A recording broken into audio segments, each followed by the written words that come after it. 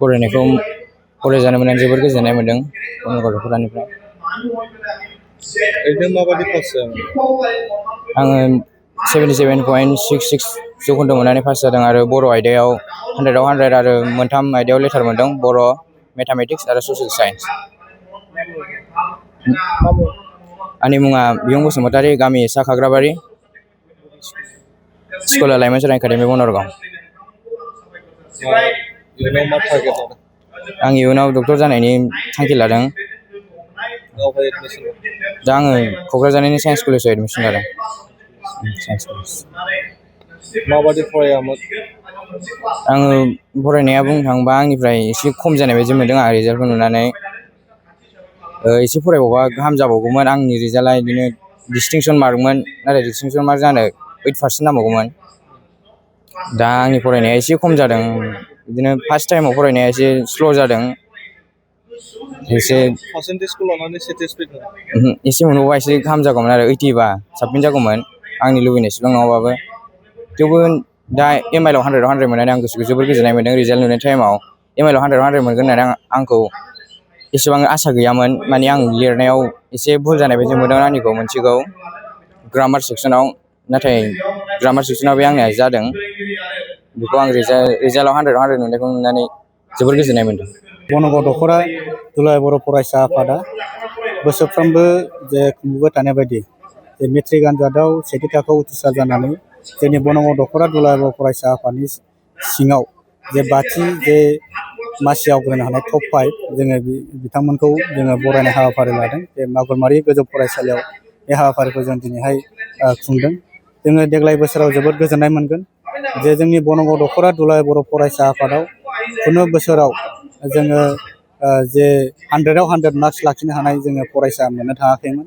देग्लायहाय जोङो बनगाव दख'रा दुलाराय बर' फरायसा आफादा जे लाइमोन सोरां एकाडेमिनि सानै फरायसा, जाय फरायसाफ्रा MIL बर' आयदायाव 100आव 100 नाम्बार लाखिनो हादों, बिथांमोनखौ जोङो जोबोद गोजोननाय मोनदों आरो बिथांमोननि जे 100 मार्क्स लाखिनो हानाया जोंखौ जोबोद थुलुंगानाय होदों आरो फरायसाफोरखौ थुलुंगानाय होदों। दा जोङो बिथांमोननि जे 100 नाम्बार लाखिनायखौ जोङो जेब्लानो जे रिजाल्ट ओंखारदों, अब्लानो जों बिथांमोननि न'आव थांनानै बिथांमोनखौ आर'नाइजों बरायहैनाय जादों आरो दिनैहाय जोङो फिन खनसेबाव बिथांमोनखौ जोङो टप 5आव जे जायगा आवग्रिनो हानायलाय जोङो बरायनाय हाबाफारि बेखौ लानाय जादों। जोङो बनगाव दख'रा दुलाराय बर' फरायसा आफाद हिसाबै जे दिनैनि जे बरायनाय आरो मान बावनाय हाबाफारियाव गाहाय आलासि हिसाबै दुलाराय बर' फरायसा आफादनि सोलोंथाइ नेहाथारि मानगोनां सोमावसार बसुमतारी बिथांखौ जोङो गाहाय आलासि हिसाबै मोननो हादों आरो बेजों लोगोसे मेल बेखेवगिरि आलासि हिसाबै क'क्राझार जिल्ला दुलाराय बर' फरायसा आफादनि लोगो आफादगिरि मानगोनां खाम्फा बसुमतारी बिथांखौ जोङो हांख्रायनानै लाबोनाय जादों। दा जोङो दिनैहाय बनगाव दख'रा दुलाराय बर' फरायसा आफादा जे जोंनि दख'रानि सिङाव थानाय जे मोनफ्रोमबो फरायसालिफ्राव जे मेट्रिक फरिखायाव जिरायनाय फरायसाफोरखौ जोङो डाटा खालामनानै लानाय जादों।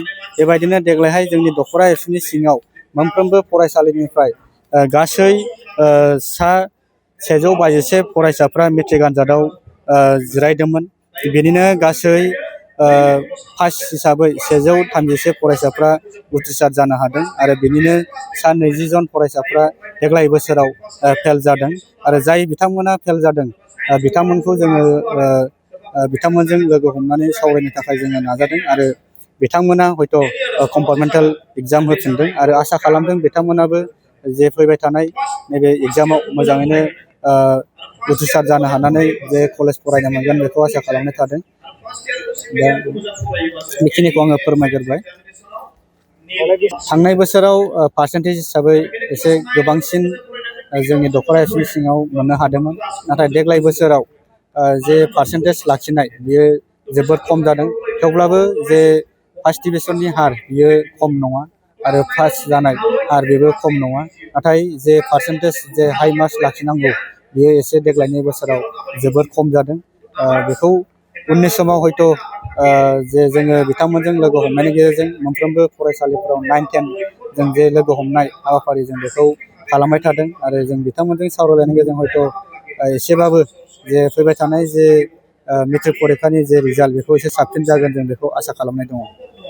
दिनै बनरगाव दख'रा दुलाराय बर' फरायसा आफादनि बानजायनायाव दिनै जि मेट्रिक आनजादाव पास जानाय फरायसाफोरनि टप 5 बिथांमोना बासिदों बे बरायनाय हाबाफारियाव बाहागो लानानै खोब मोजां मोनदों मागुरमारि गोजौ फरायसालियाव फरायसाफ्रा बाहागो लादों आरो बिथांमोननि थांखिया निश्चय जाफुंगोन आं बेखौ मिजिंथिदों दि फैबाय थानाय मेट्रिक होनो गोनां फरायसाफ्रा दिनैनि बे बरायनाय हाबाफारिखौ नुनानै हयथ' एसेबाबो थुलुंगानाय मोनसे मोनदों आरो बिथांमोना फैबाय थानाय समाव बांसिनै फरायगोन बा मोजांसिन रिजाल्ट लाखिगोन बेखौ मिजिंथिदों साबेसे फरायदों बिथांमोना 7 बरायदों बिथांमोना बेयाव आरो बेयाव क्लास 10नि आरो 9नि 8नि मिक्स मिडियाम बेयाव बाहागो लादों आरो गासिबो फरायसाफ्रा गोसो होनानै बिथांमोना खोनासंदों दा जोंबो फरायसाफोरखौ बेखौनो बुंदों जि जोङो थांनाय समखौ जों मोना फैबाय थानाय समखौ जिथु जों मोनो बेखायनो फैबाय थानाय समाव मोजाङै फरायनानै मोजां रिजाल्ट खालामनो हायो आरो सासे गावजों लोगोसे न'खरजों लोगोसे समाजनि आरो हारिनि हादरनि सासे सुबुं धोन जायो जों बेखौ गथ'फोरखौ खावलायदों जाहाथे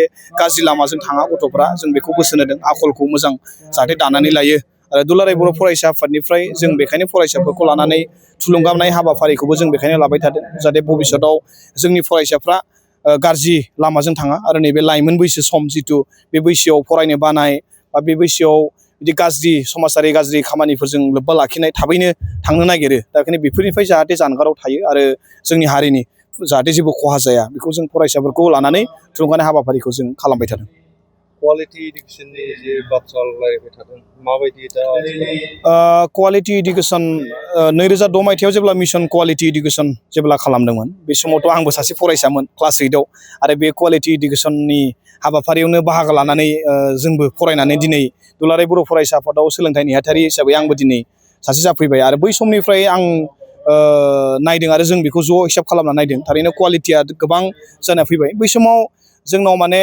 मेट्रिकआव बै गोदो जे समाव जादों बेयाव 80 बा 76% टप 10आव मोनोमोन कमल कुमार ब्रह्म देरहासार बान्थायाव खिन्थु दिनै माने जों नुबाय 93, 92 बिदि जाफैयो काटअफआनो 93 जेबो जाफैनाय दङ दा बिसोर सफैबाय टप 10आवबो जोंनि फरायसा मोननो हादों आरो बेजों लोगोसे फार्स्ट डिभिजननि हारा बै समाव 60 बा 66, 70, 100 बे जायोमोन खिन्थु देग्लाय 2845 जाफैदों बेबायदि मोनसे जाफैदों आरो फरायनायनि मोनसे क्वालिटि बियो गोबां बेयो सोलायनाय लाबोदों बेखायनो जों दायो बेखौ एसे सोलायनानै जोङो गेजेर ससेयाव जों mission skill and quality education जों हाबाफारि लाबाय दायो जों बेखायनो मिशन माने क्वालिटि इडुकेसन मुभमेन्ट हिसाबै जों जांख्रिखांनाय हिसाबै जों लादों आरो बेयाव एलपि स्कुलनिफ्राय लानानै एमइ हाइ स्कुल गासैयावबो जों माने टटेलि जोङो मोनसे जांख्रिखांनाय बा सोलायनाय लाबोनो थाखाय जों दिनै खामानि मावनो थाखाय दुलाराय बर' फरायसा आफादा साखाफारा जानानै जुजिगासिनो दङ